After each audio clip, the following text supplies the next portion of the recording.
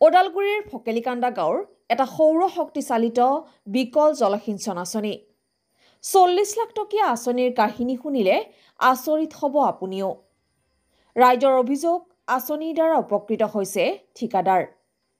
কৈ থাকো মানে ওৰে নপৰিব যেন BTC জলসিঞ্চন বিভাগৰ তথাকথিত কাহিনী। এটাৰ পিছত এটাকৈ লাহে লাহে আহি আছে নতুন নতুন কাহিনী। BTC ৰাতিটোৰ ভিতৰতে সৃষ্টি হোৱা একাংশ ঠিকাদাৰে কেনেদৰে বিভাগটোৰ খোজখোৰ লোভিয়া বিষয়া কৰ্মচাৰীক মেনেজ কৰি লুটপাট চলাইছে নেদেখিলে বিশ্বাস নকৰিব আপুনি। ৰাইজৰ উন্নয়ন নহয়, কেৱল মাত্ৰ ঠিকাদাৰৰ উন্নয়নৰ ভাগে এটাৰ পিছত এটাকৈ আঁচনি সৃষ্টি কৰি BTC জলসিঞ্চন বিভাগে চমক সৃষ্টি কৰিবলৈ চেষ্টা অব্যাহত ৰখাৰ মুহূৰ্ততে সেই আঁচনি এতিয়া ৰাইজৰ বাবে গলৰ দোল হৈ পৰিছে। ফটোত দেখা এই আঁচনিটো হৈছে BTC মুদৈবৰী পৰিষদীয় সমষ্টিৰ অন্তৰ্গত ফকেলিকান্দা গাঁৱৰ জলসিঞ্চন বিভাগৰ আঁচনি। প্ৰায় 40 লাখ টকাৰে নিৰ্মাণ কৰি উলিওৱা সৌৰশক্তি চালিত এখন বিকল আঁচনিৰ কথা ক'ব বিচাৰিছোঁ। উদ্দেশ্য আছিল গাঁৱৰ খেতিয়ক ৰাইজে যেতিয়াই ইচ্ছা তেতিয়াই পানী ব্যৱহাৰ কৰিব পাৰিব, কিন্তু সেয়া ফুটুকাৰ ফেনত পৰিণত হ'ল। এই লাখটকীয়া আঁচনিটো 2023 চনৰ 30 এপ্ৰিলত শুভ উদ্বোধন কৰিছিল BTC জলসিঞ্চন বিভাগৰ কাৰ্যবাহী সদস্য দিগন্ত বৰুৱাই। আঁচনি দেখি আৰু কথা শুনি খেতিয়ক ৰাইজে ভাবিছিল অঞ্চলটোত পানীৰ অভাৱ নহ'ব, কিন্তু যোৱা 12 মাহেও 40 লাখ টকীয়া এই আঁচনিৰ পৰা খেতিয়ক ৰাইজে এটোপাল পানী পাবলৈ সক্ষম হোৱা নহ'ল। গাঁৱৰ খেতিয়ক ৰাইজে অভিযোগ কৰিছে আঙুলি টোৱাইছে EM দিগন্ত বৰুৱালৈ। তদুপৰি মেচিন চালু নহওঁতেই কেনেকৈ মেচিন বেয়া হ'ল তাতো সন্দেহ প্ৰকাশ কৰিছে একাংশ লোকে। আচলতে জলসিঞ্চন বিভাগৰ EM গৰাকীয়ে ইয়াত আহি তেওঁ নিজৰ হাতেৰে উদ্বোধন কৰি থৈ যোৱা এটা স্কিম। এইটো স্কিমত যদি এনেকুৱা হৈ আছে, তেওঁ অগোচৰে হৈছে নে তেওঁ গোচৰি তেওঁ জানি বুজি হৈছে, এইটোৰ বিষয়ে আচলতে আমি জ্ঞাত হ'ব লাগে।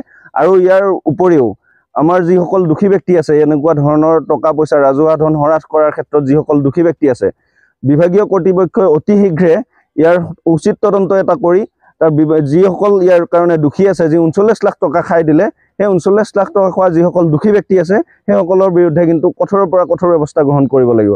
অন্যথাই কিন্তু ইয়াৰ যিসকল জনতা আছে তেওঁলোকে ক্ষুব্ধ হৈছে, তেওঁলোক বহি নাথাকে। কাৰণ যি সময়ত পানীৰ প্ৰয়োজন আছিল তাত নিদি বাৰিষা যেতিয়া ভৰ বাৰিষা হ'ব, বানপানী হ'ব, তেতিয়া আমাক জলসিঞ্চনৰ কোনো প্ৰয়োজন নাই। সেয়ে এতিয়াই আমাক পানীৰ ব্যৱস্থা কৰিব লাগে, সেইটোৱে আমাৰ দাবী। ৰাইজৰ সন্দেহ নিম্নমানৰ সামগ্ৰীৰ বাবে আৰম্ভণিতে বিকল হৈ পৰিছে আঁচনিটো।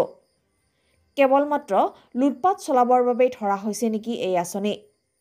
উল্লেখ্য যে EM গৰাকীয়ে নিজে উদ্বোধন কৰা আঁচনি এখন কেনেকৈ এটা বছৰ নহওঁতেই বিকল হ'ল তাক তদন্ত কৰি লগতে আঁচনিৰ লগত জড়িত দোষী বিষয়া কৰ্মচাৰীক কঠোৰ শাস্তিৰ দাবী তুলিছে একাংশ ৰাইজে। পিছে মেকুৰীৰ ডিঙিত টিলিঙা আৰিব কোনে? কোনে কৰিব কাৰ তদন্ত? North east live today, Udalguri. বাৰিষা চিজন, এই যিটো মেচিন বহালে এই মেচিনটোৰ পৰা পানী আমি পাৱাই নাই। এতিয়া কঠীয়া পাৰিব লাগে, দিন পাৰ হৈ গৈছে। এতিয়া যিটো কঠীয়া পাব নোৱাৰোঁ, আমি কেনেকৈ খেতি কৰিম? এইটো আমাৰ দিগন্ত ছাৰে তেখেতে মানে উদ্বোধন কৰি দিছে। এতিয়া 2 বছৰ হ'ব আৰু 2 বছৰ 1 বছৰ এনেকৈ হৈ গ'ল মেচিন বহোৱা ফিটিং কৰা, কিন্তু সম্পূৰ্ণ হৈছে যদিও আমি পানীখিনি সম্পূৰ্ণকৈ নাপাওঁ, পোৱা নাই। এদিনো আমি দেখা নাই এইটো মেচিন চলাই পানী পথাৰত দিয়া আজিলৈ। কাৰণ যোৱা বাৰিষাৰ পিছত আমাৰ এইটো উদ্বোধন হৈছে। তো প্ৰথম বাৰিষা এইবাৰে পাইছে এইটো মেচিনে। তো প্ৰথম বাৰিষা এইবাৰ পায়ো আমাৰ এতিয়া বহাগ মাহ শেষ হ'ল, মানুহৰ কঠীয়া পাৰাৰ সময় উকলি গ'ল, কিন্তু এইটোৰ পৰা আমি কোনো ধৰণৰ সুফল নাপালোঁ। বৰঞ্চ 39 লাখ টকা দি যিটো কাম কৰিলে, এই কামটো কাৰ মুনাফা হ'ল সেইটো সৰ্বজন বিদিত, সকলোৱে গম পাইছে কাৰ মুনাফাৰ কাৰণে আচলতে এনেধৰণৰ এষ্টিমেটবিলাক বনোৱা হয়।